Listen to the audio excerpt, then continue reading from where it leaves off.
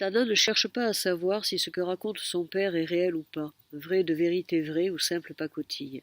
Il raconte, elle écoute, elle ne s'en lasse pas. Elle est pétrie de foi. Peu lui importe que l'île ne soit jamais exactement la même, sur les dessins confus que son père lui en fait.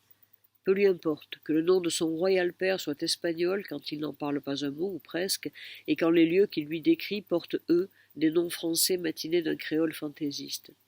Peu lui importe, enfin, que l'archipel de loin confins n'apparaisse sur aucun planisphère, aucune mappemonde, et que sa mère s'exaspère chaque fois qu'elle entend son mari prononcer ce nom.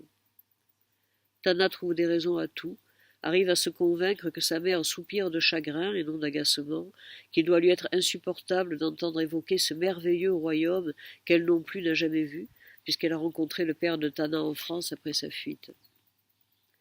Et si leur archipel, pas plus que l'océan frénétique, ne sont mentionnés nulle part, cela correspond à un dessein secret, à ce que lui explique son père. Il lui en dira davantage, plus tard, quand elle aura l'âge. Peut-être.